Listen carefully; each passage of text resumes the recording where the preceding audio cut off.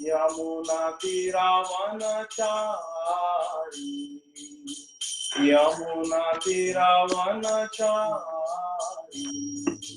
जय राधा माधव कुंज विहारी गोपीजन वल्लभ गिरिवरधारी यशोदानंदन व्रज जनरंजन यशोदानंदन व्रज जनरंजन यमुनातिरावनचारी यमुनातिरावनचारी जय राधा माधव कुंज विहारी गोपीजन वल्लभ गिरिवरधारी जय राधा माधव कुंज Vihari गोपीजन Vallabh Girivardhari.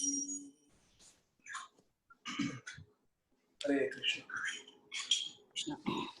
Shall we get started, Mukta Sangha Prabhu? Yes, Prabhu. Please go ahead. Hare Krishna. Thank you so much for this opportunity to be with all of you once again. So we'll start with Mangalacharan prayers. Om Ajnanatimirandhasya Jnananjanashalakaya Chakshurunmilitam Yena Tasmai Shri Gurave Namaha Shri Chaitanya Manobhishtam Sthapitam Yena Bhutale Swayam Rupa Kadamhayam Dadati Swapadantikam Vandeham Shri Guru Shri Yuta Padakamalam Shri Guru Vaishnavanscha Shri Rupam Sagrajatam Sahagana Raghunathanvitam Tam Sajivam Sadvaitam Savadutam Parijana Sahitam Krishna Chaitanya Devam Shri Radha Krishna Padam Sahagana Lalita Shri Vishakhanvitanscha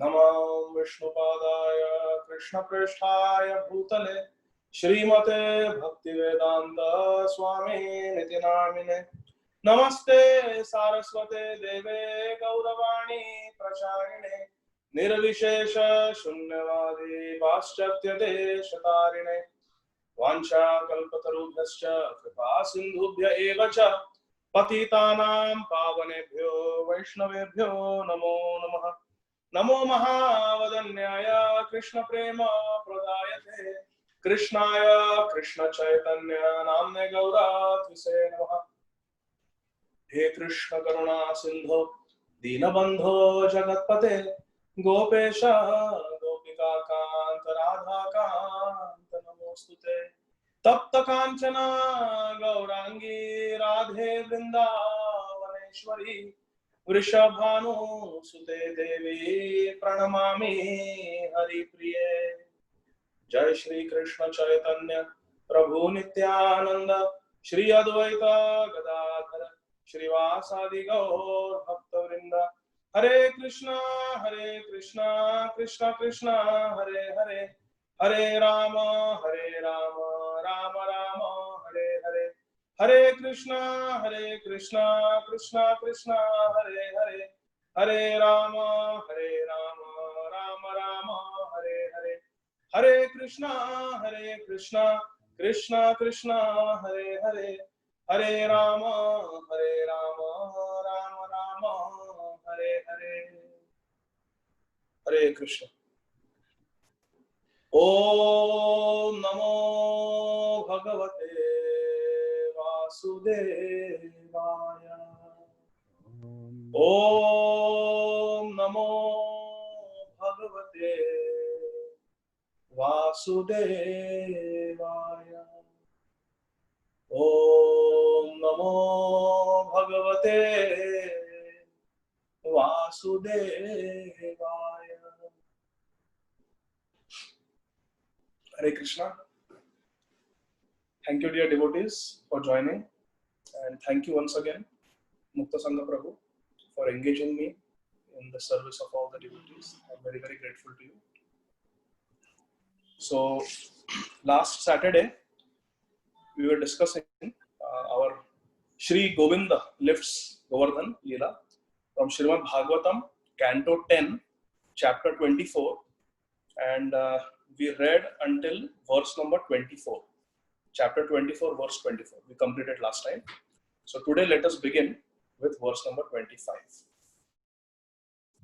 Srila Shukdev Goswami is describing this very beautiful pastime to Maharaj Parikshit and all the assembled devotees on the banks of Ganga. And over here, Nandanandan, Shri Krishna, the Supreme Personality of Godhead, who is just a 7-year-old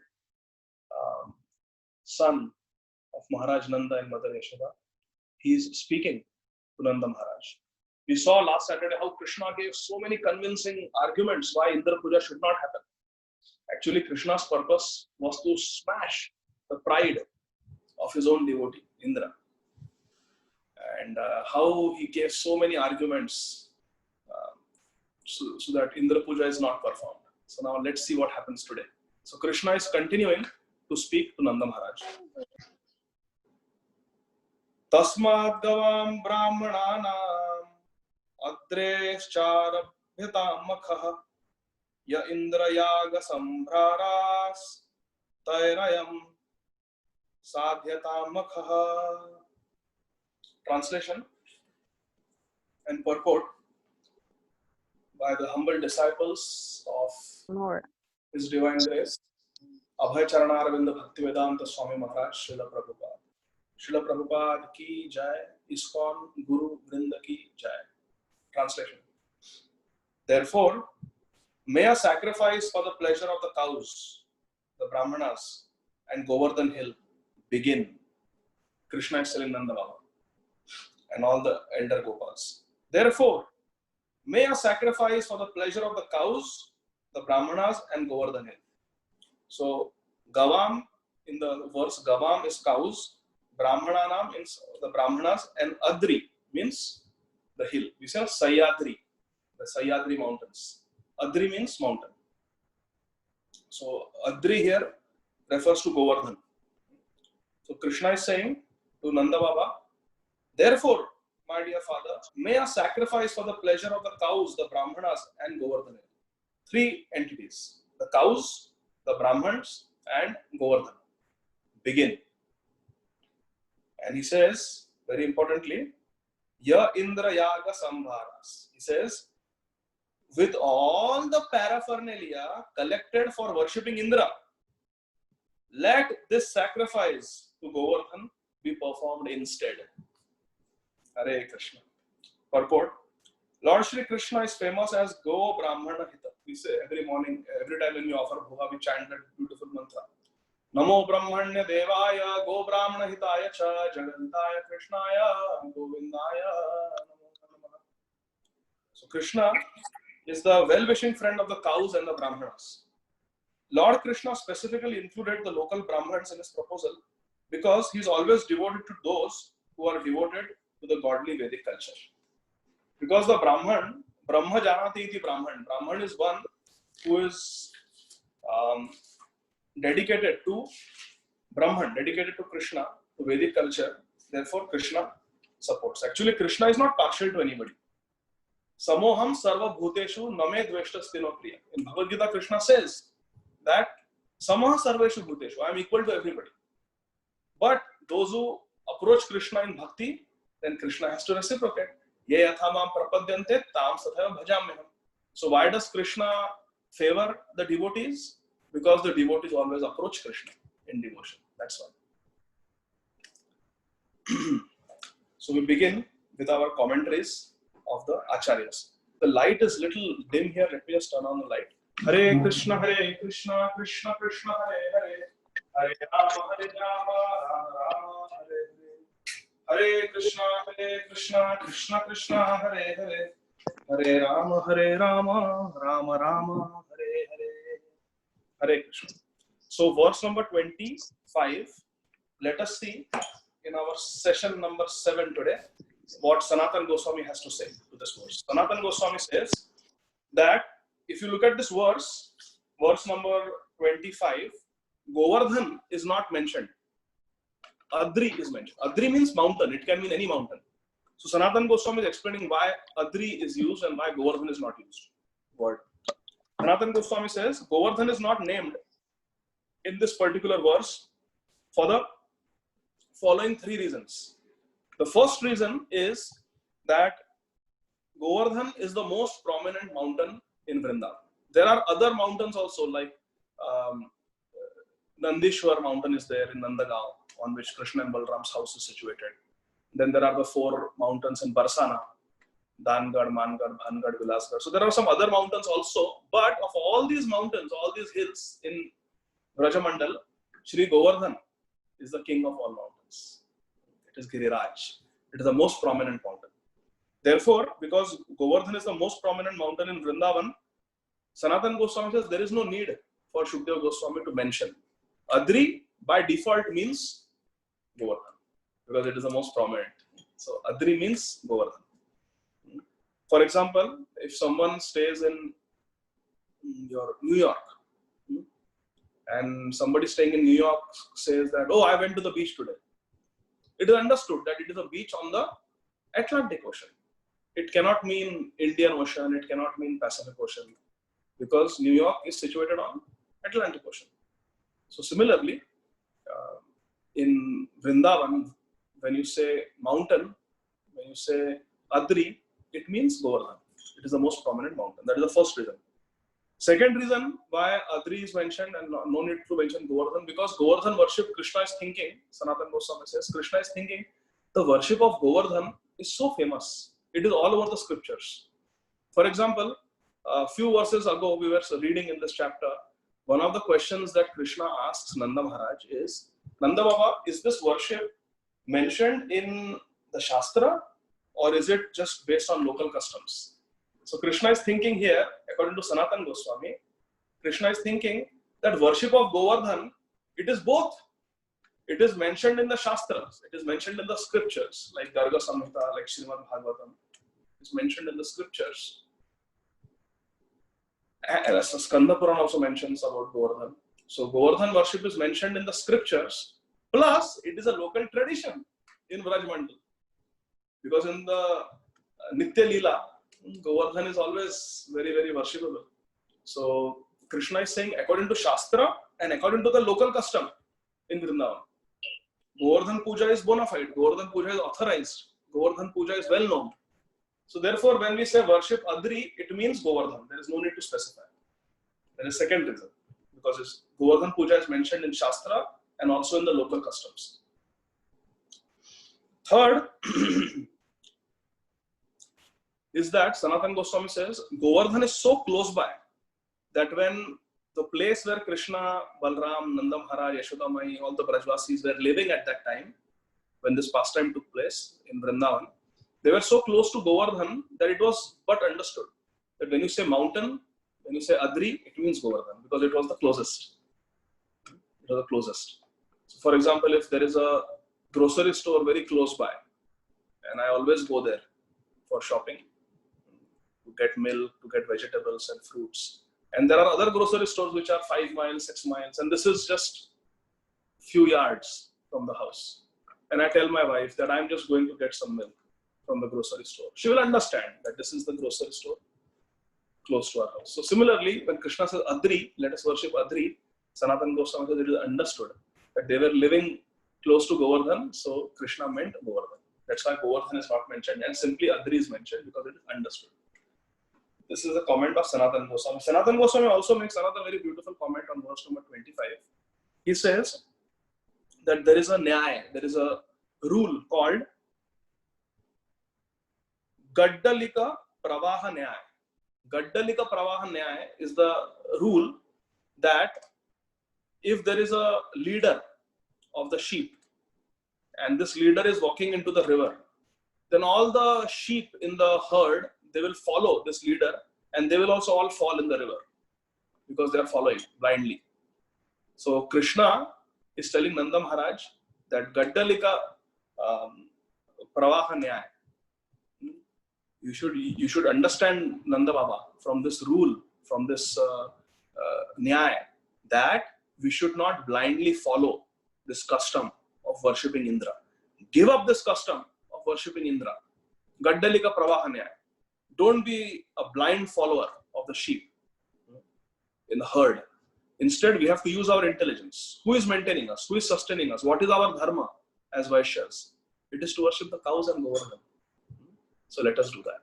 So much comment, so many comments. Our Sanatana Goswami is writing on one verse number 25. So in this way, Krishna has completely now convinced Nanda Maharaj to not worship Indra, but worship Govardhan. Then we go to the commentary of Jiva Goswami to verse number 25. Jiva Goswami says that Krishna specifically wanted Govardhan to be worshipped by Nanda Maharaj and all the Vrajvasis using the ingredients which were originally meant for Indradev. Because in the verse we saw, it is clearly written that with the ingredients meant for Indra Puja, Nanda Baba, let us worship Govardhan, cows and Brahmans. So Jiva Goswami takes that point and he comments that Krishna specifically wanted that Indra should be worshipped with the ingredients meant for, he wanted Govardhan to be worshipped with the ingredients meant for Indra, to smash the pride of Indra. Because Krishna wanted to humble Indra severely, because he had become so proud. So there were several options, Jiva Goswami says. The first option was, Nanda Maharaj could have said that, all right, Krishna, we will worship Govardhan mountain like you are suggesting. But first, let us finish Indra Puja. We are doing Indra Puja, let us finish Indra Puja, then we will worship Govardhan also. We will get separate ingredients and separately we will worship Govardhan. That was one option. But Krishna didn't want that option. Second option was, okay, Baba, Krishna, you are insisting, okay, first let us worship Govardhan, but later on we will also worship Indra because it is our tradition. But again, Krishna did not want that. Therefore, the word instead is used. Instead of Indra, let us worship Govardhan. Means worshipping Indra is not an option. And the third option was that, okay, we have got all these ingredients, so let us share the ingredients. Let us use some ingredients, let us split them, let us share them between the two deities, Indra and Govardhan. With some ingredients, let us worship Govardhan. With some ingredients, let us worship Indra. That way, Indra would not have been insulted. But Krishna really wanted to humiliate Indra because he had become so puffed up, so proud. So Krishna did not want any of these three options. He wanted the fourth option. Reject Indra and worship Govardhan. Hare Krishna. Krishna can be Vajradapi Kathoram. He can be as hard as a thunderbolt. And this is thunderbolt that is millions of times more powerful than the thunderbolt of Indra. Krishna can be stronger than the strongest. So now, let us see what Vishwanath Chakravarti Thakur has to say to verse number 25. Chakravarti Path says, Krishna is telling Nanda Baba, think about this. We don't even know whether Indra is eating all these wonderful, delicious food items that you are offering to him year after year. Every year we are offering all this to Indra. What is the proof that he's actually eating all this? We don't even know. But if you offer to these personalities that I am suggesting, the Brahmans, the cows, Govardhan, I am telling you, Nanda Baba, they will eat your offerings right in front of your own eyes. Have no doubt about it.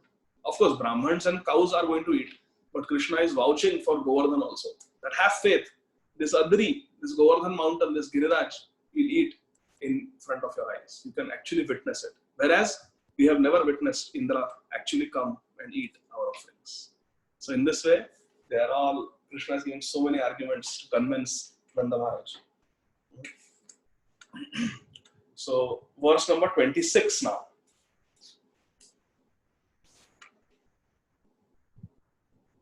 Pachyantam vividha pakha supanta payasadayah samyava upa shashkulyah sarvado haschagriyatam.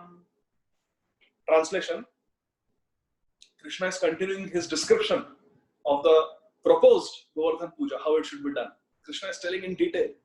Krishna is saying, Let many different kinds of food be cooked, from sweet rice to vegetable soups, many kinds of fancy cakes, both baked and fried, should be prepared. And all the available milk and milk products should be taken for this sacrifice.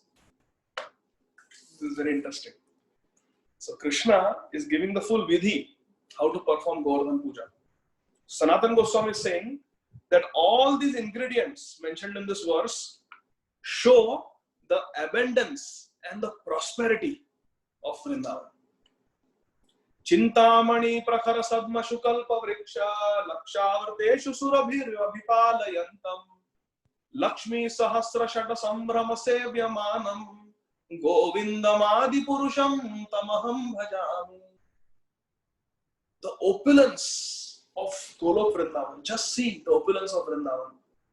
Such abundance of fruits, vegetables, rice, so many things.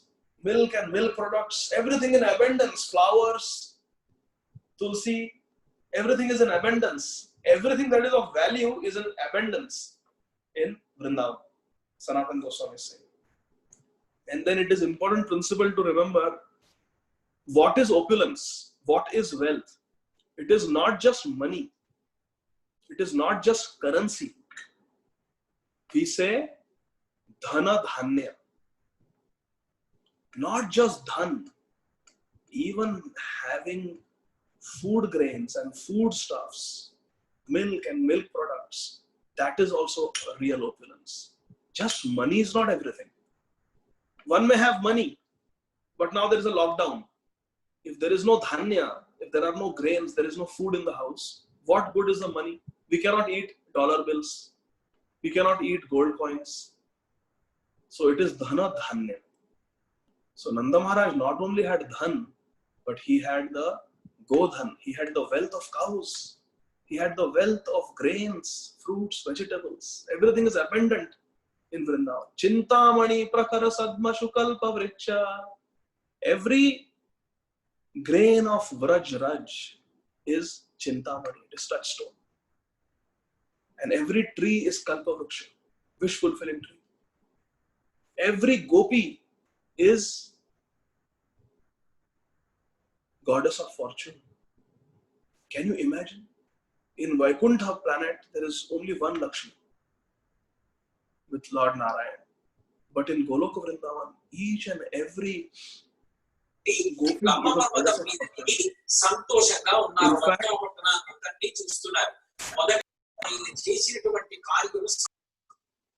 Hare Krishna. In fact, all the Lakshmi Devis in all the Vaikuntha planets are expansions of Srimati Radharani. So this is the opulence of Vrindavan. Sanatana Goswami says. So remember, dhana and dhanya, both are important. Not just wealth, not just money. Jiva Goswami says that adaya in this verse, you see, verse number 26, it is said that, where is that? In the second line, payas adayaha. So this adayaha means etc. refers to ingredients, other ingredients that were brought from home. So this is very important, my dear friends. Please pay attention. Jiva Goswami is saying that Nanda Maharaj and other Gopas, they had many ingredients over there to worship Indra. But they had not brought everything from their home. By the word adaya and other things, Krishna is saying, he's telling Nanda Maharaj and all the Gopas, go home. And all the remaining grains, vegetables, milk products that are there stored in the house, bring everything. Indra, you are offering him a lot of things, but you are not offering him everything. But the Govardhan Puja that I am suggesting, we are going to offer everything to Govardhan. Everything that we have, we are going to offer. This is Raganuga Bhakti. This is pure devotional service, where you don't hold back. My spiritual master, Srila Radhanath Swami Maharaj, says quite often that Krishna doesn't see how much you are giving. Krishna sees how much you are holding back. Hare Krishna. If one is a small little spider or a small little squirrel, we can offer some grains of sand, contribute some grains of sand for the construction of the bridge for Shri Ram's service, for the service of Sita and Ram. And if we are Hanuman, we are Angad, we are Sugriv, Nal, Neel, we can contribute big, huge boulders and rocks or even mountain peaks. We can contribute. So it is not that Hanumanji was also satisfied just sitting on the beach and flicking some grains of sand into the ocean, saying that, oh, look at the squirrel, look at the spider, they are also giving only few grains, so I'll also do. No. We have to give according to our capacity. We have to be honest and sincere. If our capacity is few grains of sand, then Krishna will be happy with that. But if our capacity is mountain peaks and we are giving just grains of sand, then this principle applies, that Krishna does not see how much you are giving, Krishna sees how much you are holding back. Hare Krishna. And also, on the other hand, we must understand that the squirrel is not trying to compete with Hanumanji. The squirrel is not getting depressed and discouraged and disheartened that, oh, I cannot contribute big rocks, big mountain peaks for the construction of the bridge. Because if the squirrel and the spider start comparing themselves with Angad and Hanumanji, then they are bound to get depressed. They are bound to feel hopeless and feel completely discouraged in their service. No, they are competing with themselves. Similarly, in bhakti, we should not have a competitive spirit. Oh, how much service this person is getting, how many likes this person is getting, how many invitations this person is getting, how many opportunities for service this person is getting. No, we should not think like that. I have been in the movement longer than him, why I am not getting? That is unhealthy competition. That is the fire in the mud that Bhakti Siddhanta Saraswati Thakur was talking about. That is Davagni, that is a forest fire. Discord and disharmony between devotees, unhealthy competitive spirit amongst devotees. That is the fire. We have to guard against it. We have to compete against oneself. Okay, last year I chanted only these many rounds on Janmashtami. Last year I used to waste my time reading news every day. Now this year I'm going to reduce wasting time. I'm going to chant more. I'm going to read more. Last year I had not finished my reading of Chaitanya Charitamrita. Now by next Janmashtami I will finish Chaitanya Charitamrita reading. So we have to compete against ourselves. We have to focus on self-development.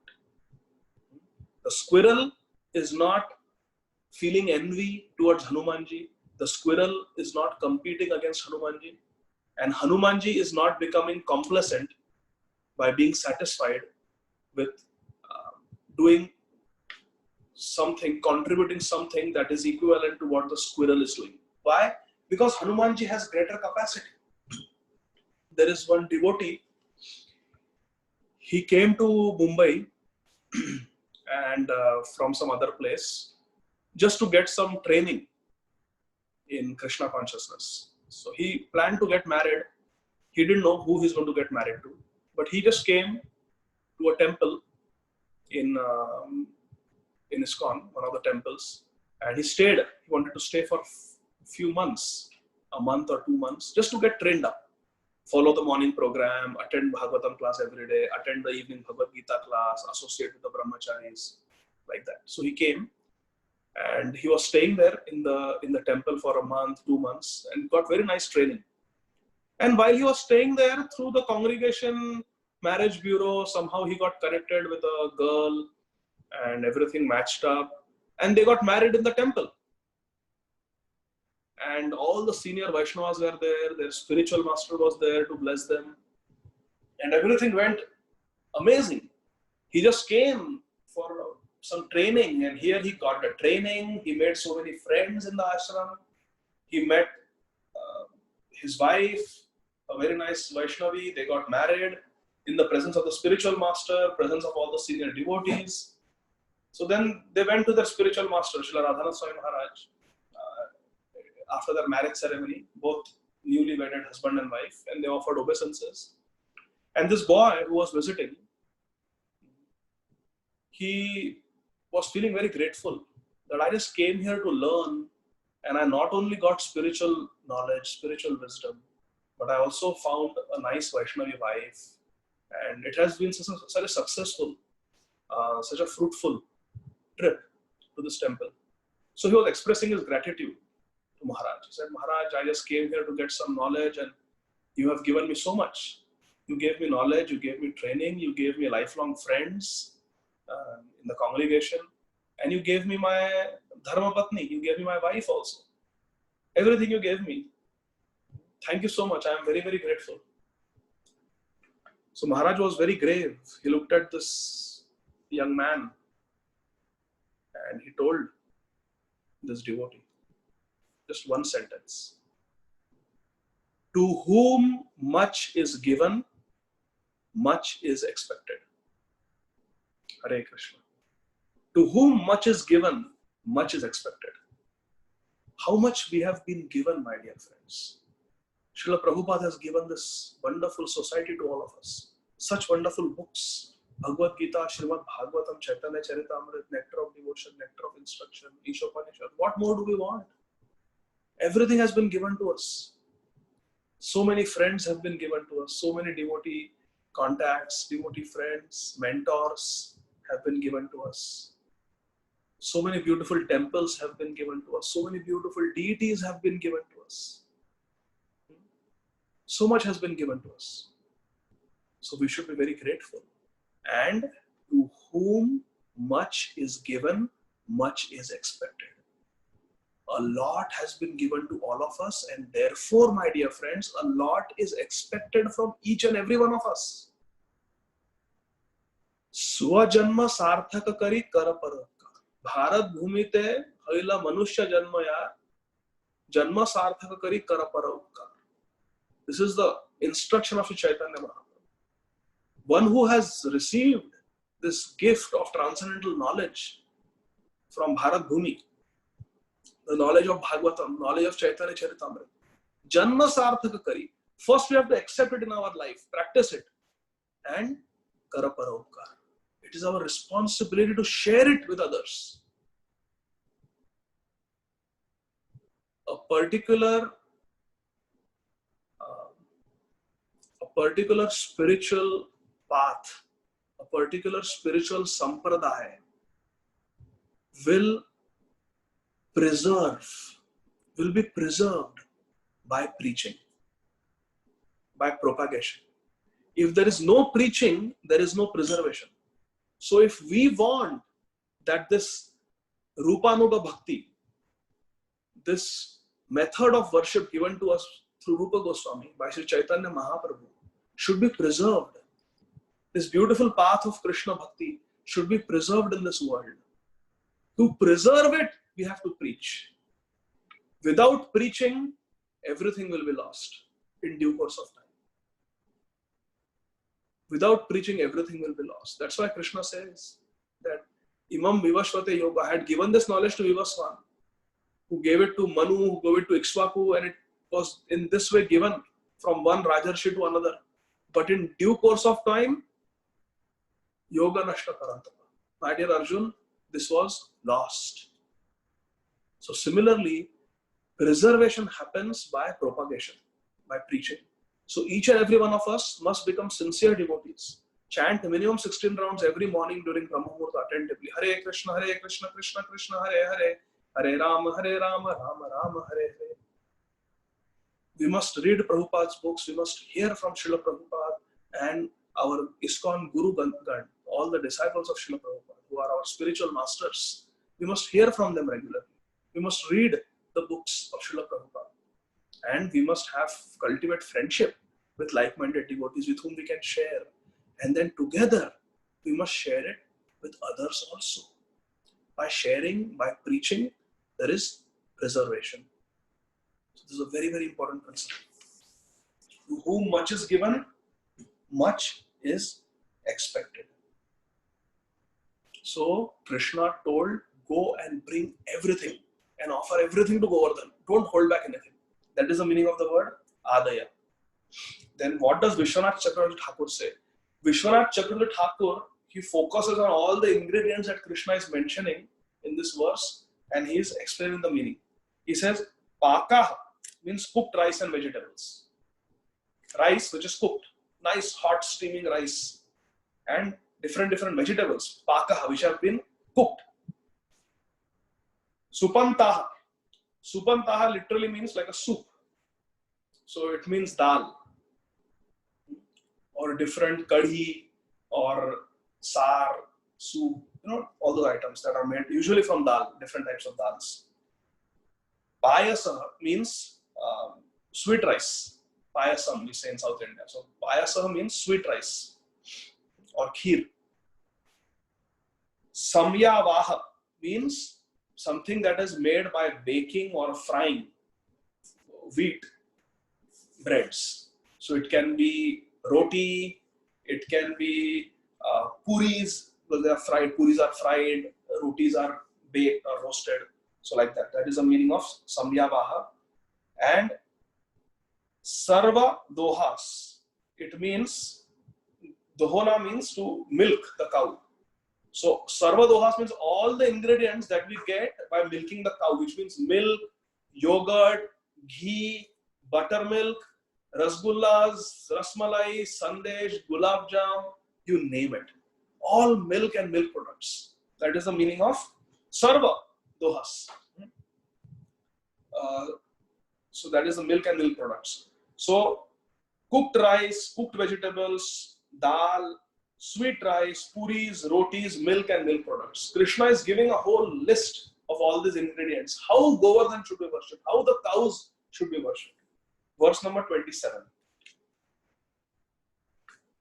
Huyantam agnaya samyag brahmana brahmavadibihi annam bahu gunam tebhyo deyam vo dhenu dakshinah. Translation: the Brahmanas who are learned in the Vedic mantras must properly invoke the sacrificial fires. Then you should feed the priests with nicely prepared food and reward them with cows and other gifts. Hare Krishna. So Krishna is again continuing to give the whole vidhi, the whole process, how Govardhan Puja should be conducted. Krishna is saying that call all the learned Brahmanas and let them recite the verses from the Vedic literature. There are so many beautiful mantras, powerful mantras. Let them recite. Then he's saying, by properly chanting the mantras, just by the power of mantras, they can invoke fire, Agni. So let them do that. Let there be fire sacrifice. And then you should feed, after the puja is done, you should feed all these priests and all the Brahmans with nice prasad. And you should also give them dakshina. The word dakshina is used. Dakshina means donation. You must give them some charity and other gifts as their remuneration. So now here, verse number 27, let us see what Sridhar Swami has to say.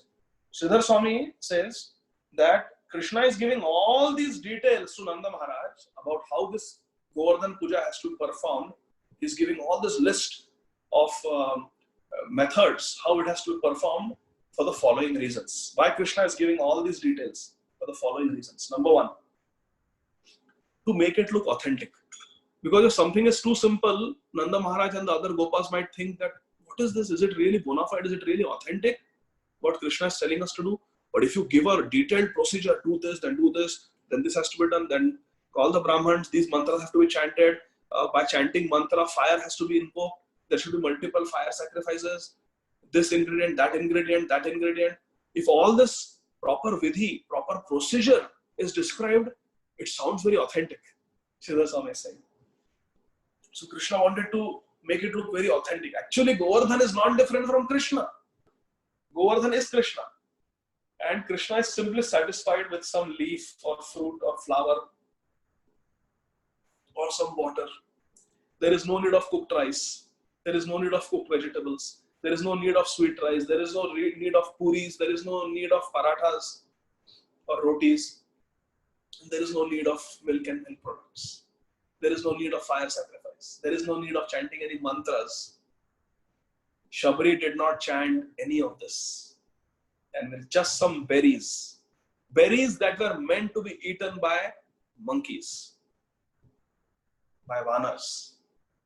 With those berries, she satisfied Lord Ramchandra. Those berries were called kapita fruits she gave. Kapi means monkey. You say Arjun had Kapi, Arjun his chariot is Kapi Dhwaja. The flag with Kapi, Vanar, Hanumanji on it. So Kapi means Vanar, monkey. Kapita means that fruit which is very priya, very dear to the monkeys. The monkeys eat it. Humans don't even eat it.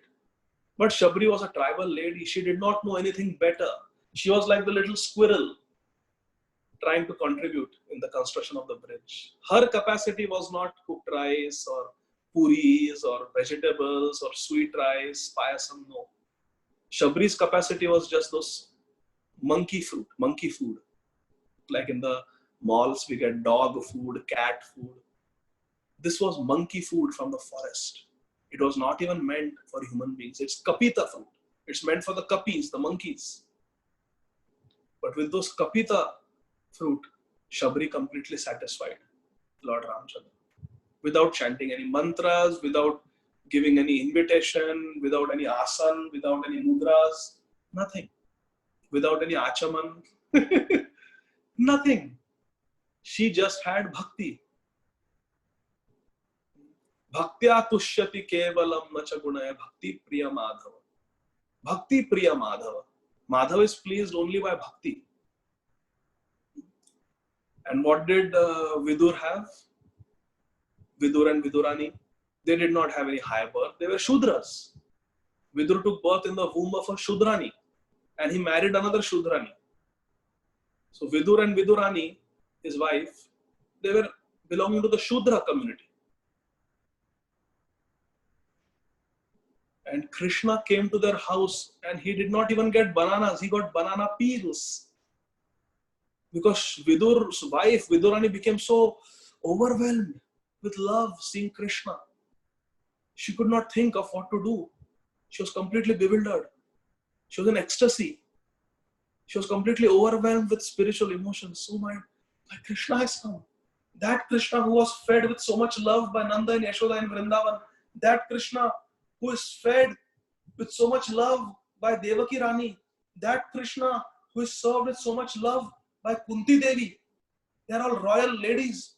That Krishna who is served by Rukmini Devi, the goddess of fortune, Satyabhama, Jambavati, all these great princesses, royal queens are serving Krishna. That Krishna has come to my house. I am a Shudrani. I am Vidurani. I don't know what to do. My house is not good enough to receive Krishna, his supreme personality of Godhead. What to do? But you are asking me for food. I have got these bananas. I will give you bananas. And in her excitement, she was peeling the banana, throwing the banana pulp and giving the banana peel to Krishna. And Krishna knew how much Vidurani had devotion for him. How many times she had cried. How many times she had prayed for the opportunity to serve Krishna. And to reciprocate with those prayers, Krishna has come today. And Vidurani is so excited. She's peeling the banana. She cannot take her eyes off Krishna. She's looking at Krishna and she's peeling the banana. She's looking at Krishna, peeling the banana. And in her excitement, she's throwing the pulp and giving the banana peel. And Krishna is looking at Vidurani and looking at her with such devotion. She's feeding me. Krishna is not looking whether she's giving me banana pulp or she's giving me banana peel. Whatever she's giving, it is completely saturated with her bhakti. Patram pushpam phalam toyam yome bhaktya prayaschati. He's eating. Tadaham ashrami. I have promised I will eat. This is bhakti. He's accepting the bhakti. He's tasting her bhakti. And he's very satisfied. Vidur was more composed. He said, Krishna has come. Come on, cook something for Krishna. And Vidurani was completely overwhelmed looking at Krishna. She couldn't take her eyes off Krishna. Vidur said, okay, you are completely stunned in spiritual excitement. Let me gather my wits. Let me go and cook. And Vidur went to the kitchen and he started cooking. It is Vidurani's job to cook. But because Vidurani was in ecstasy, Vidur went in the kitchen and he started cooking for Krishna. But Vidurani already fed Krishna banana peels and Krishna was completely satisfied. So actually Krishna or Govardhan does not need all this elaborate worship. But our Sridhar Swami is saying that all this vidhi is being given by Krishna to make it look authentic. Number 2 reason. Krishna is telling all this because this is the first Govardhan Puja in this Prakata Leela of Krishna. So Krishna wants to make sure it is done properly. Therefore, he is giving all the details. Similarly, my dear friends, when we as devotees, when we have to delegate some service, when we have to give some service to a devotee, a Vaishnava, we must give proper instructions. That is very important. We must give proper instructions. Otherwise, how will the devotee be able to do? So we should not be haphazard in our instructions. We should give attention to detail. Proper instructions should be given so that the devotee is able to carry out the service nicely. Many times I have seen people just type some message. And the message, you type it on WhatsApp or message, it is so impersonal. Or even to put a comment on Facebook, it is sometimes so impersonal. It comes across sometimes as rude when the intention is not to be rude. But it comes across as rude because they are just some typed words without any emotions behind them. So it is better that on WhatsApp we send a voice message. I prefer that. Why? Because it is personal. You are actually addressing them with your own words. And when they hear your voice, they can feel your emotion. They can feel the bhav with which you are saying that. And it becomes very personal. So for example, if somebody asks me, Adigadhar Das, can I do this? And I don't want that to be done. I want something else to be done. So I just say, no, instead do this. When you see that typed message, it sounds so curt. It sounds so impolite. It can even come across as very rude or condescending. Just the typed words. No, do this. Hey, you're so rude. You're being, so overbearing. It can come across as. But if you send a voice message, Hare Krishna Prabhuji, I got your message. Prabhuji, I think we should do it like this. So please, Prabhu, let's not do this. Instead, can you please do like this? It took literally less time than the time taken to cut, type the message. It took literally 7 seconds to say this. But it carries emotion, it carries mood, and it is very personal. So it is more likely that the devotee will understand it better. So we should give clear instructions. We should be very careful with our communication. Communication should be very clear cut. For example, when we are running a code means when a patient is in cardiac arrest in the hospital and we are running a ACLS code on the patient, advanced cardiac life support course, code we are running. So we are a team. There are 2 medical professionals who are doing chest compressions, alternating. Every 2 minutes they switch. There is somebody who is administering medicines, epinephrine, every now and then, adenosine. There is somebody who is the respiratory therapist. They are bagging the patient. They are giving respirations to the patient, or they are going to put a breathing tube, and they are going to, with the ambu bag, they are going to pump oxygen every few seconds into the lungs. And then there is somebody who is in charge of the entire code situation. They will keep a track. Okay, now check the pulse, check the rhythm on the monitor, deliver shock to the patient depending on the rhythm. So it's a teamwork. It's a teamwork.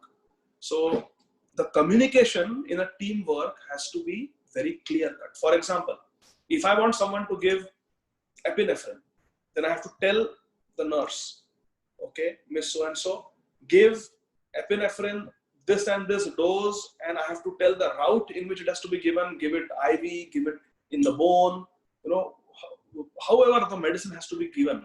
I have to tell the name of the medicine, the dose of the medicines, the strength, the route in which it has to be given, injected. all that has to be clearly mentioned.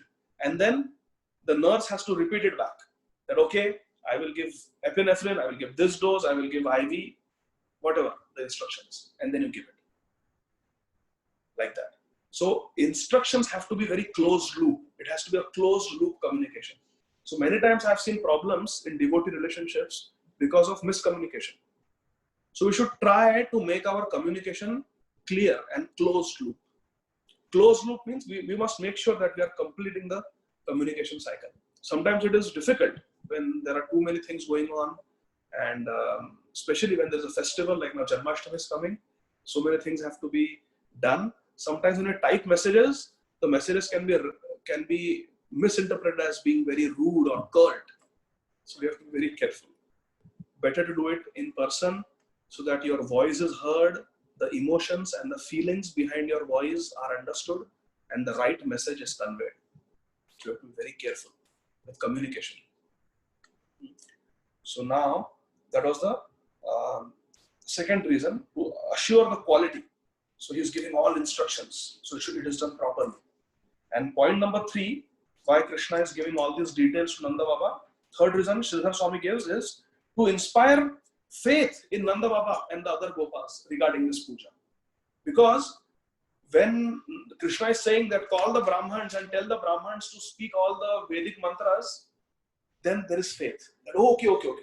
The Brahmans are here, they are chanting mantras from the Vedas. This is authentic.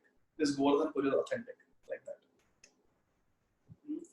Then Sanatana Goswami says, in response to verse number 27, that the fires were invoked just by chanting mantras by the Brahmanas, and Krishna wanted the fires to be there because it would convince Nanda Maharaj and all the elder Gopals that this is an authentic yajna, because there cannot be yajna without fire, at least in those days. Now, what is the yajna for Kali Yuga? Sankirtan yajna. So now, what is that verse?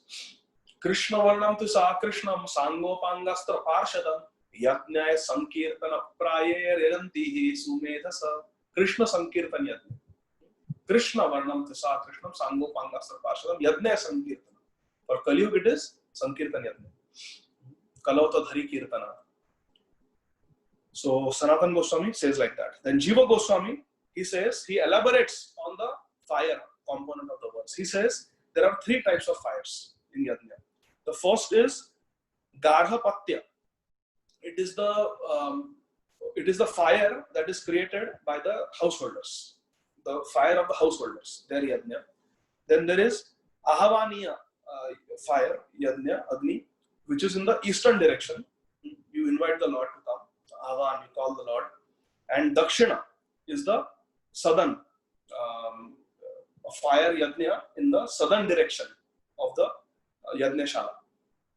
And this, on the southern direction, fire is considered to drive away all the demons and all the inauspiciousness coming from the southern direction. So that is very important. And then Vishwanath Chakravarti Thakur says that if Brahmanas are involved, everybody will have faith in the puja. Again, similar point. Therefore, Krishna specifically said that with cows and Govardhan, let us also worship the Brahmans and let us involve the Brahman priests so that the faith will be there. This is very important. And then we see in this verse number 27 also there was another important point. It is said, Dakshina, that Krishna is telling that call all these Brahmans, get them to do this puja by chanting the mantras, lighting the yajna fires, and then feed them prasad and give them dakshina. This, my dear friends, is very important, and I would like to spend a few minutes explaining this. This is a very important thing for all of us to understand. Rupa Goswami mentions in Upadeshamrita, the Nectar of Instruction, the 6 type of loving exchanges between devotees. It is dadati pratigranati. It is give and take. You give gifts and you accept gifts. So if someone is coming and they are coming to your place, Ben Salem, or they are coming to Atlanta, and they are giving us the gift of Harikatha. They come, they are giving a lecture in the temple, or they come for a seminar and they give a series of lectures on that topic. So they are the guests. We are the yajman, we are the host. They are the guest, the pravakta, they are the speaker of Bhagavatam. So we must reciprocate. If we are hearing Krishna Katha, if we are hearing Kirtan Katha from them, we are getting knowledge from them, but we are not reciprocating. Dadati pratigranati is not happening. Then it is not a very healthy sign of devotee relationships. That's not how devotee relationships should be in our Gaudiya Vaishnava society. We must reciprocate. So how should we reciprocate? There are many ways of reciprocating. One reciprocation is just be very kind to the invited guest speaker. Offer them a comfortable place to stay, offer them sweet words, and offer them nice Krishna Prasad according to what they want. Because they may have some diet restrictions, they may have diabetes, they may have some indigestion. So whatever they like, you should do like that. It is mentioned that when Haridas Thakur came to live in Shantipur, Advaita Acharya was the most prominent leader of Shantipur. He could have built a nice house for Haridas Thakur, but he knew that Haridas Thakur likes to live in caves. So with his own loving hands, Advaita Acharya, he dug a cave on the banks of Ganga. He prepared a cave for Haridas Thakur, and he gave that cave to Haridas Thakur to stay and do his bhajan. And then he would call him every day to his house for prasadam. Then Advaita Acharya and Haridas Thakur would sit together, honor prasadam cooked by Sita Thakurani, and they would discuss Krishna Katha. The principle is we must do what is pleasing to the devotee, not what we want. I want you to eat Manchurian. Therefore, I have made a Manchurian. But this devotee may get acidity because of Manchurian or may not like Manchurian. So we have to ask, what do you like? Like when Radharaman Maharaj, he came to our home twice. We asked him, Maharaj, what should we make for you? And Maharaj was very straightforward. He said that I like simple Indian food. I like roti, sabji, dal, chawal. I'm not too fond of sweets. Of course, a little bit I will take if you make, but just simple roti, sabji, dal, chawal. That's what I like. And that's what he eats every day. Just simple. And he eats only 2 meals in a day. So I found it very nice. I found it very sweet. I found it very inspiring. Simple food. So you have to see. Now we could have made lasagna for him. Maharaj, we like to make lasagna. And we could have made some cheesecake for him. So he's from Vrindavan. He may not appreciate that. He may not like that. So we should give what is pleasing to the devotee. That is one way of reciprocating. Like Srila Radharaman Maharaj's older brother, Srila Radha Govinda Maharaj, a disciple of Srila Prabhupada, one of our Gurugan. He was somewhere in America, and the host had made pizza for him. And Maharaj is from Vrindavan. He speaks Hindi. He gives classes also, mostly in Hindi. There are some English classes also. But generally, Maharaj is comfortable speaking in Hindi. And he's also simple Brajvasi. He likes roti, sabji, dal, chawal, the simple food. So he was given a pizza. And he did not know what this thing is, because he had never seen a pizza in his life. And he asked, what is this? So they said, Maharaj, this is pizza. Achha. So Maharaj said, what do I do with it? They said, you eat it. You just take it, take a slice, take a pie, and you eat it. So Maharaj started laughing. He said, wah, the name is pizza, but you have to eat it. Pizza, matlab in Hindi, drink it. The name is pizza, but you have to eat it. Like that, he was joking. So the point is, one way of reciprocating with visiting Vaishnavas is to speak to them sweetly, keep them reasonably comfortable. Not that you give them a super opulent place to stay. That is also not recommended. Like Srila Gaur Govind Maharaj, another of our Guru Gand, ISKCON Guru Vrinda. Gaur Govind Maharaj, he is no more. But Sri Srimad Gaur Govind Maharaj, once he was visiting one temple in Europe, and they gave him a very big luxury suite to stay in. It was a luxurious bedroom, huge sprawling bedroom with a comfortable bed, balcony, a big walk-in closet, and a big bathroom. You go to the shower area and there was like shower coming from different directions on the body to have a nice, comfortable, hot a shower. So Gaur Govind Maharaj said, I am a sannyasi, Baba. I cannot have such an opulent life. So you know what Gaur Govind Maharaj did? He did not sleep in that bedroom. He did not take his shower in that bathroom, in that big opulent bathroom. Instead, he went and stayed in the balcony of the room. He said, I will live here open. At least I can see the sky at night. I can see the stars and the moon. I can hear the chirping of the birds. I can hear the sound of the crickets, insects at night. I can see the trees. I can breathe not the air-conditioned air, but the natural air. And like a sadhu, he put his chadar on the floor of the balcony and he slept there. And how did he take a bath? He again put his dhoti cloth on the balcony railing to cover it from all sides. He got the bucket and a mug and he sat on the balcony floor and he took his bath there. Instead of standing in that opulent shower. This is the sign of a real sadhu. Sadhu is very simple, very renounced. So we should give what will please the devotee.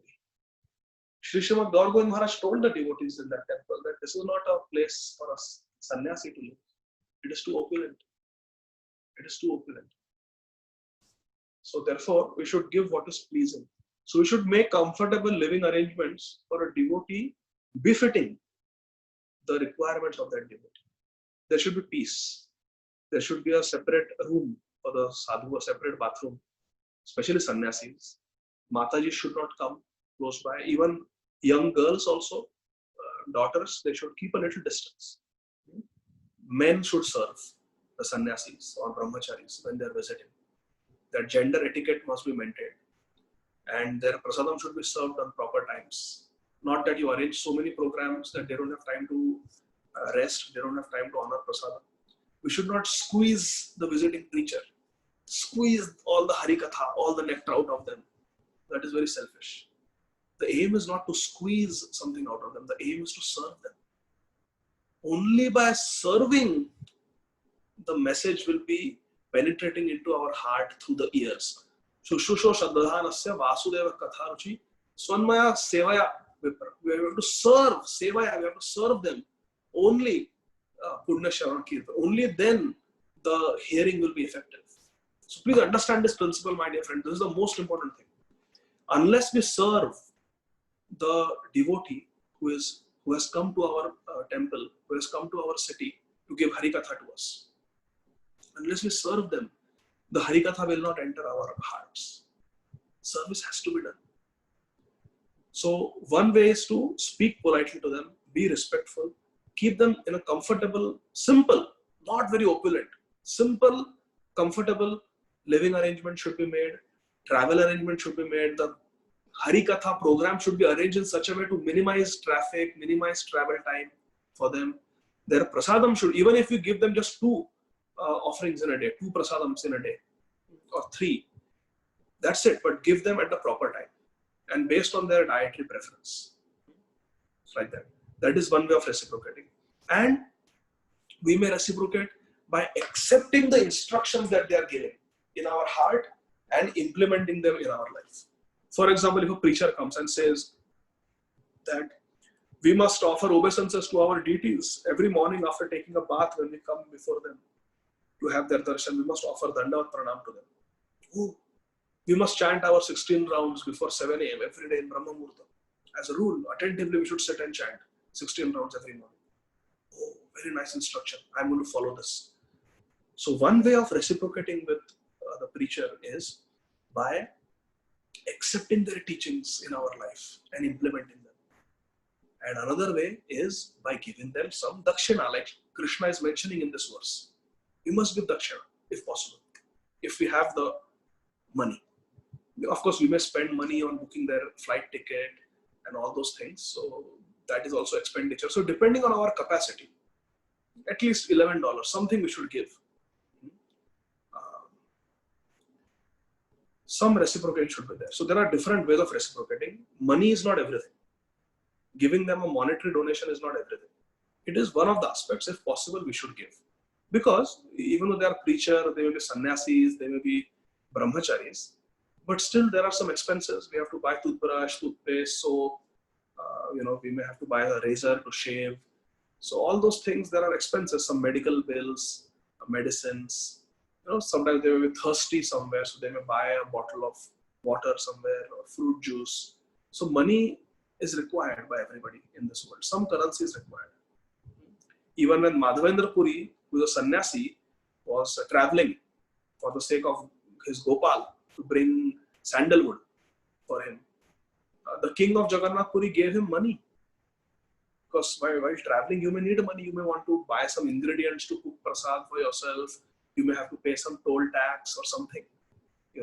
So this some dakshina has to be given. We have to be honest, and everybody can contribute. If everybody can give $5 also, and there are 10 families, they give it is $50. You can give $51 donation, like that. So something has to be done, but we must reciprocate. Otherwise, better not call. Better just invite them on Zoom. But some reciprocation has to be. Even on Zoom, there should be some reciprocation. If we are inviting like a big, senior devotees for Katha, there should be some reciprocation. And again, it doesn't have to be monetary. It can be just speaking sweet words. It can be making proper arrangements, making sure that everybody's on mute when they are speaking. We should introduce them properly. We should thank them after the class. Thank you, Maharaj, or thank you, Prabhuji or Mataji, for a very nice presentation. We should tell some points that we learned so that they also know that devotees are listening attentively. These are all ways of reciprocating. Requesting them to come again, following the instructions in our life, taking their instructions to heart, hearing attentively. These are all ways of reciprocating, and giving dakshina may be one of them. And dakshina doesn't have to be money. You can give them some dhoti, you can give them, something, some book, some gift can be given. That is an important principle. If we don't give, we are just taking. We don't give back. There is no dadati. There should be give and take. Give gifts and accept gifts. If we are accepting Harikatha from them, then we have to give them something. If we don't give, then I have even heard that somewhere it is mentioned that if the devotees who are hearing, they don't give any reciprocation to the speaker of Harikatha, then whatever punya, spiritual credits are accrued by that Harikatha, the speaker of Harikatha walks away with all those credits, and the listeners don't get any credit if they are not reciprocated. Such is the importance of dadati pratigranati. And on the other hand, if the speaker is coming with the intention of getting dakshina, if I go to this city, I'll get more dakshina. There is a bigger congregation, it's a richer, more affluent congregation, I will get more dakshina. If I go to the house of this devotee, I'll get more dakshina. If the speaker of Harikatha is speaking Harikatha with the hetu, with the intention of gaining dakshina, earning dakshina, then by speaking Harikatha, he makes no spiritual advancement, and all the punya that is accrued by speaking such Harikatha is taken by the audience, and the speaker doesn't get, the Shrota doesn't get, the speaker of Harikatha does not get any benefit. So this is very, very important. It works from both sides. The speaker should not expect dakshina, because this is Amala Puran, Srimad Bhagavatam. We should never speak Srimad Bhagavatam with the expectation of some material benefit. If we do so, we will not make spiritual advancement. And the audience, they should also reciprocate. If they don't reciprocate, then they will not make advancement. So this is spiritual mathematics. This is a spiritual equation. The speaker should speak without expecting anything, but the listener should not listen without reciprocating something. Sweet words, some prasad, accepting the instructions in one's life, or giving some monetary donation, some gift, some chadar, some dhoti, kurta, some sari, something should be done. Something should be done. So this is a very important principle I wanted to discuss based on the word dakshina in this verse. So now verse number 28 onwards, I think we will discuss in the next session because we have run out of time. But this principle of dakshina has to be understood very clearly from both the sides, from the speaker side and also from the audience side. So like that. So this is our Srimad Bhagavatam teaching us so many valuable lessons. I wanted to cover a few more verses, but we have run out of time, so we'll do it next time. So ग्रंथराज Shrimad Bhagavatam की जय, जगत गुरु श्रील प्रभुपाद की जय, निताय गौर प्रेमानंद, हरि हरि बोल. Thank you very much. Are there any questions or comments? We can take maybe 1 or 2 questions or comments. Thank you very much, Prabhuji. Very wonderful practical applications actually. So if anyone has any question, please raise your hand. I can unmute you. I'll just get some water. Hare Krishna, Krishna Krishna, Hare Hare. Hare Rama, Rama, Hare Hare. Hare Krishna. Ram Prabhu.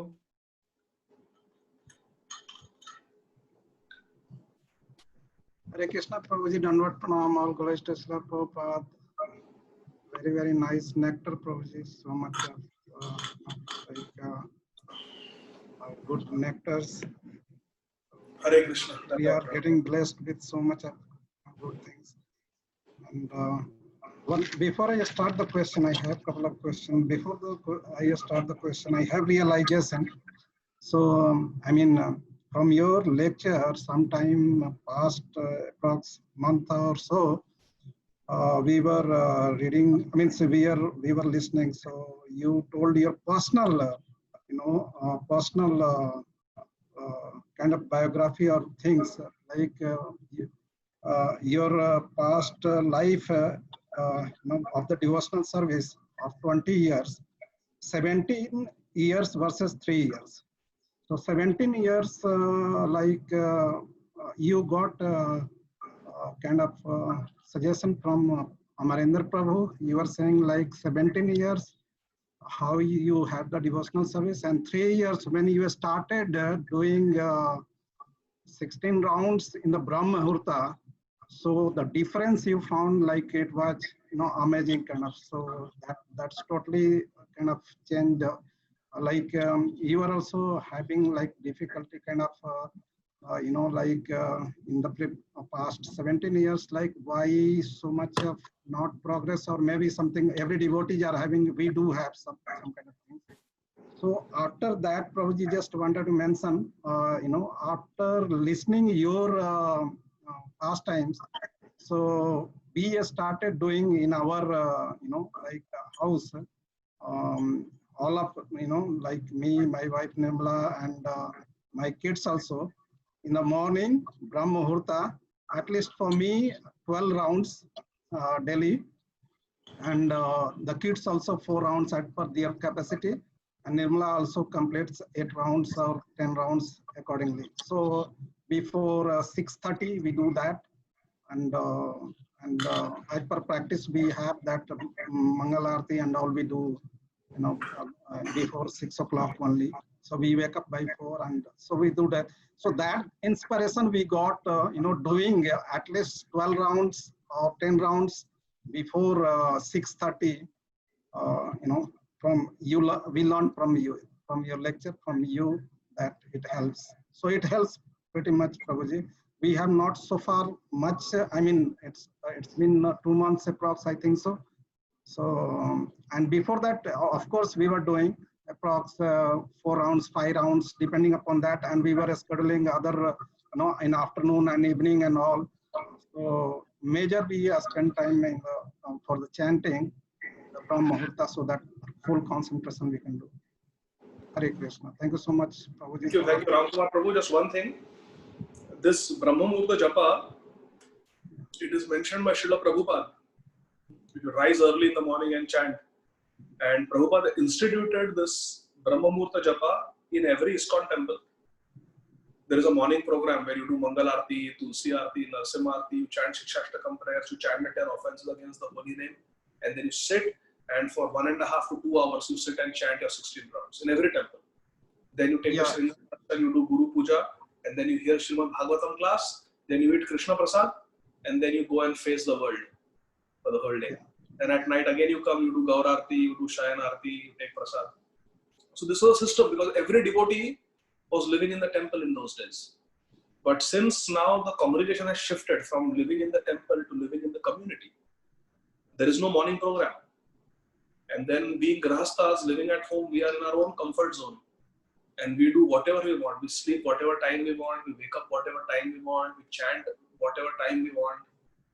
And then, therefore, we don't make spiritual advancement. So when I came to Krishna consciousness, when Gaurang Prabhu initially preached to all of us in the boys' hostel in medical school, in JJ Hospital, he had designated one devotee's room where every morning from 5:30 to 7:30, 2 hours, we would sit and chant our 16 rounds together, all of us. So every day, all our 16 rounds would be completed by 7:30. Then Gaurang Prabhu would give us hot milk to drink. We would drink that at 7:30 and we would go for our lectures and classes at 8 o'clock. And while drinking milk also, we would play some kirtan or some lecture or something. And then we used to offer it to Jagannath, Baldev, Subhadra. We had deities in one hostel boys' room. And then we would go for the classes. So this, and we used to chant Chaitanya Shikshashtakam prayers before Japa at 5:30 in the morning and Samsara Dava. So this was a routine, but then after getting married and after leaving the hostel, then I was on my own.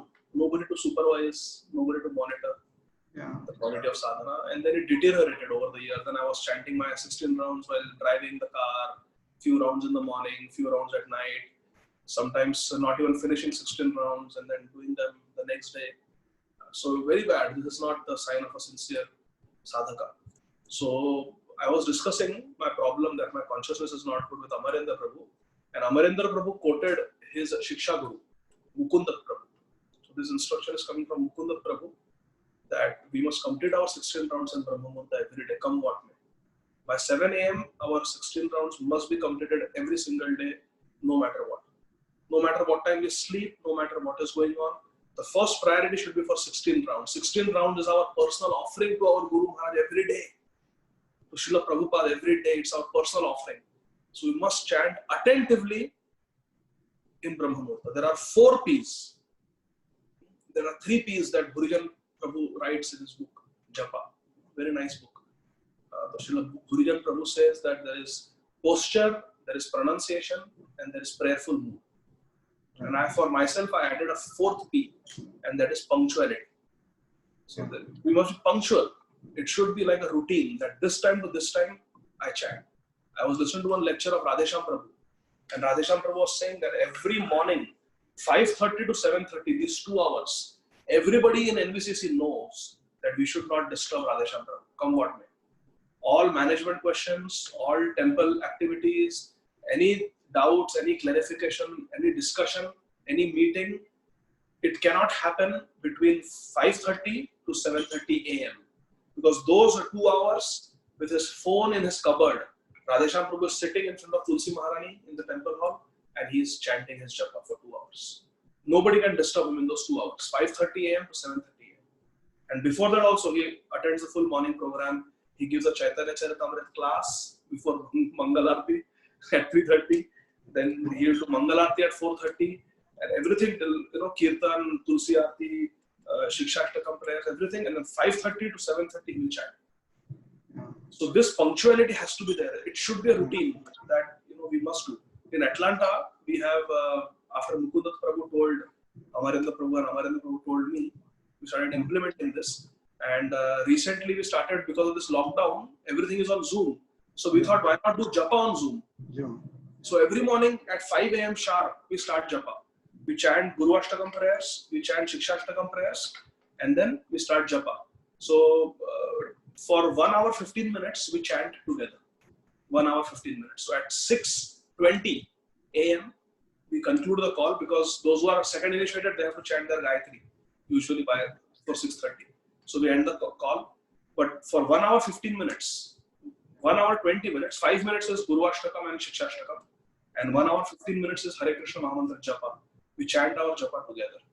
So this is very, very important. So you are right, Prabhu.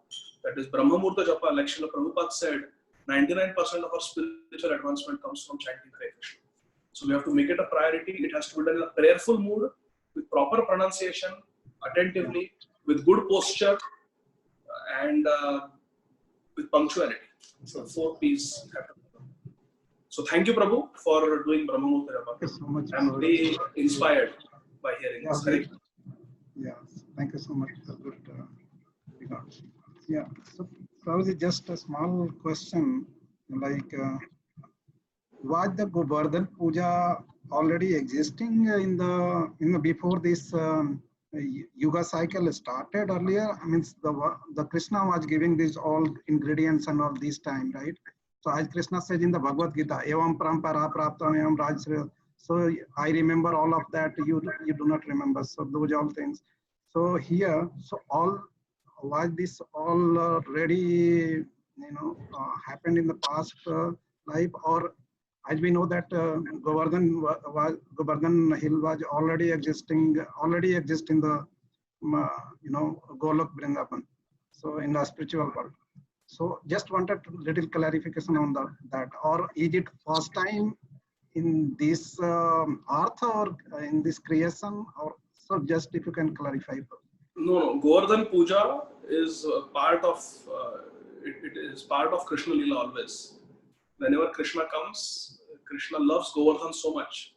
Haridasa Varya is the best devotee of Krishna. So Govardhan represents all the three Shaktis of Krishna.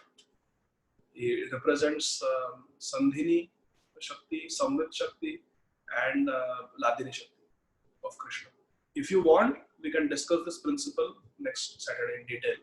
How Govardhan represents all three: Krishna, Balaram, and Srimati Radharani. Govardhan is all three simultaneously. Govardhan is Krishna, Govardhan is Balaram, and Govardhan is Radharani. Govardhan is Krishna based on Srimad Bhagavatam, because it is mentioned in Bhagavatam that Krishna himself expanded as Govardhan, and he appeared as the Govardhan personified, and he ate all the offerings.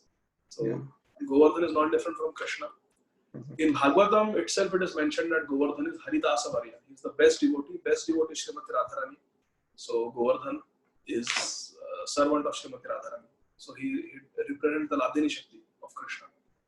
And because Govardhan is part of the Vrindavan Dham, and the Dham Shakti, the Sandhini Shakti, is Balram. Balram expands as the Dham of Vrindavan. So therefore Govardhan is Balram. So Govardhan can be worshipped as all three. Govardhan can be worshipped as Krishna, Govardhan can be worshipped as Balaram, and Govardhan can be worshipped as Girirani, Srimati Radharani. So Govardhan Puja is eternal, worship of Govardhan is eternal, but in the Prakata Leela, in the manifested Leela, which was manifested 5,000 years ago, Krishna has to establish it for the sake of the Leela. So Krishna inaugurated it, but it is eternal. Just like Chaitanya Mahaprabhu inaugurated Nam Sankirtan 500 years ago. But Nam Sankirtan is an eternal principle. It's an eternal principle. That's why Param Vijayate Shri Krishna Sankirtan. It's always ever glorious. Shri Krishna Sankirtan. It's eternal. But in this Leela, it is inaugurated by Krishna. Like that. Okay. Thank you, Prabhuji. And yeah, as you mentioned, in the same, I had the question. I mean, Sankirtana moment, what Chaitanya Mahaprabhu told in this Hare Nam Hare Nam. And so we know that the Sankirtana moment is the prime benediction for this Kali Yuga. So in Bhagavad Gita, Krishna says like, and you mentioned also, like Dana Tapaha, Yagya Dana Tapas Chaiva, Yagya Dana Tapas Karma, Natya Jet Karya Yevacha, Yagya Dana Tapa Chaiva, Pavanani Manisana. So here in the purport, Prabhupada Maharaj also talks about fire sacrifice, and while doing this marriage ceremony, initiation ceremony, we of course use the fire sacrifice. So so still I strongly understand that still it is encouraged in the Kali Yuga, the sacrifice is the Nam Sankirtana. So in the scriptures it mentioned about the fire sacrifice also, and Nam Sankirtana is that because we are not pure and these all things kind of. So still we should pursue the fire sacrifice or not? The preference should be given to Nam Sankirtan. Srila Prabhupada, when in Vrindavan, the Krishna Balaram Mandir was established, when the Prana Pratisthapana ceremony took place for Krishna Balaram in Vrindavan, ISKCON Vrindavan, that time there was Nam Sankirtan and there was the prana pratisthapana of the deities. But Srila Prabhupada later on commented that the real prana pratishtha, it took place when the devotees were doing Nam Sankirtan. So Nam Sankirtan is the only way. Harer Nam, Harer Nam, Harer Nama eva kevalam. Kalau nasti eva nasti eva nasti eva gatiranyatha, like you yourself mentioned. In Kali Yuga, nothing else works. The fire has to be created just by chanting mantra. You invoke fire. Can we do that? No. We need a matchstick. We need a lighter. Yeah. So this is what fire sacrifice will do. We don't even have qualified brahmanas to do the fire sacrifice. So that is all just for the satisfaction of the general populace, satisfaction of the people. But the real sacrifice is not the fire sacrifice. In Kali Yuga, it is only Harinam Sankirtan, nothing else. And we should have complete faith in this fact. Prabhupada said that the real prana pratishtha of the deities happened when the Nam Sankirtan took place. And there is Shastric praman for that. Krishna himself says, Naham tisthami vaikunthe yogina mridayeshu va mad bhaktayatra gayanti tatra tisthami narada. Oh my dear Narad Muni, I am not in Vaikuntha. I am not in the hearts of the yogis. I am there where my devotees come together and chant and sing my glories. Yatra gayanti mad bhakta tatra tisthami narada. Krishna takes greatest pleasure in being where the devotees are doing Nam Sankirtan, especially in Kali Yuga. So, Naham Tishtami Vaikunthe. Krishna is saying, I am not in Vaikuntha. Is that true? Of course, Krishna is in Vaikuntha. Yeah. He is called Vaikuntha-nath. In fact, one of the names of Krishna is Vaikuntha. Yeah. So, Krishna is always there in Vaikuntha. But he is saying, I am not in Vaikuntha. And then he says, Hridayeshuva. Yoginam Hridayeshuva. I am not in the heart of the yogis. Is Krishna not in the hearts of the yogis? No. Krishna is definitely in the heart of the yogis. Krishna is in the heart of everyone. Sarvasya chaham hridi sannivishto. Ishvara sarva bhutanam hridadesya arjuna tishta. Krishna is saying that he is present in everyone's heart. But he is saying, I am not in the heart of the yogis. Mad bhaktayatra gayanti tatra tisthami narada. I am there where my devotees are performing Nam Sankirtan. So what does this mean? It means that yes, Krishna is in Vaikuntha. Krishna is in the heart of the yogis and of all the living entities, as Shirodakshaya Vishnu. He is, no doubt. But Krishna does not get as much pleasure staying in Vaikuntha. Krishna does not get pleasure staying in the hearts of the yogis as much as he gets being in that place where the devotees are coming together and with harmony, with loving relationships, they are performing Nam Sankirtan. That is the meaning. Not that Krishna is not there in Vaikuntha or in the hearts of the yogis. He is there, but he doesn't get so much pleasure in Vaikuntha. He doesn't get so much pleasure in the hearts of the yogis as much as he gets in the association of devotees who have come together and with good relationships with each other. They are doing Nam Sankirtan. He feels greatest happiness there. So therefore, what works in Kali Yuga is Nam Sankirtan. That is the yajna. Everything else is for the pleasure, for the satisfaction. Like Krishna is telling, in Govardhan Puja, have all these yajnas. Our acharyas are commenting. Krishna is saying this so that it will look authentic. But really, what really works is Nam Sankirtan. Even if there is no fire sacrifice, but there is Nam Sankirtan, Krishna will manifest. And even if there is the most elaborate fire sacrifice, but there is no Nam Sankirtan, Krishna will not manifest. Hare Krishna. So Nam Sankirtan is everything. That's why Param Vijayate Shri Krishna Sankirtan. Tara Madhye Sarva Shrestha Nama Sankirtan Nir Apradha Nama Leile Prabe Prema. Shri Chaitanya Mahaprabhu, in the Antya Lila of Chaitanya Charitamrita, he instructs Sanatana Goswami. And Sanatana Goswami visits him. Chaitanya Mahaprabhu says, Bhajanera Madhye Shrestha Navavidha Bhakti Krishna Prema Krishna Dite Dhare Mahashakti. Out of the Navavidha Bhakti, in as far as bhajan is concerned, sadhana bhakti is concerned, Navavidha Bhakti is the best. It can even give you Krishna, it can give you Krishna Prema. Bhajanera Madhye Shrestha Navavidha Bhakti Krishna Prema Krishna Dite Dhare Mahashakti. Tara Madhye Sarva Shrestha Nama Sankirtan Nira Pradha Nama Lele Pabe Prema. And out of these 9 processes, the most powerful is Nam Sankirtan. Not Leela Sankirtan, not Guna Sankirtan, but Nam Sankirtan. We are doing Leela Sankirtan right now. But there is Naam also. So many times we are mentioning the name Krishna, Govinda. So that is Naam Sankirtan. In the Mangalacharan also 3 times we chant Hare Krishna Mahamantra. In the end also we chant Hare Krishna. So we are doing Naam Sankirtan also.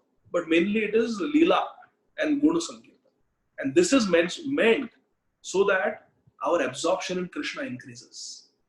Because this is also mentioned in Bhagavad Gita by Krishna. What is that?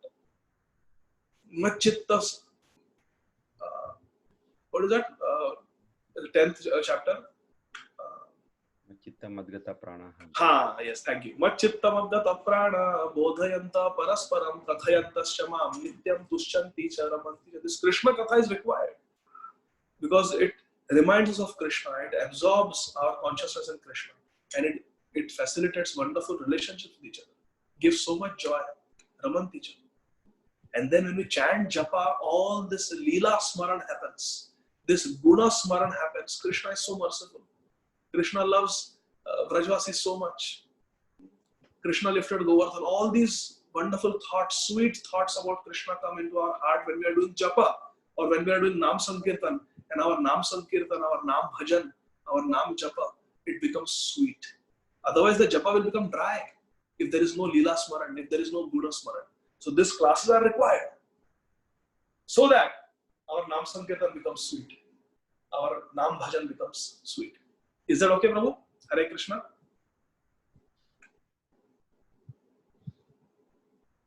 Yes, Prabhu. So it's already 9:05, but there are 3 more devotees. So we'll take it next week. Yes, Prabhu. Yeah, sorry, devotees. So we are getting late. It's 9:05. So thank you very much, Adigadadhar Prabhu. Wonderful. Hare Krishna. Thank you. As always. So Jai Srila Prabhupada. recording will be uploaded onto YouTube channel Krishna Bhakti Center by tomorrow or day after. Please, you can review. Thank you very much again, and thanks all the devotees who have joined this session.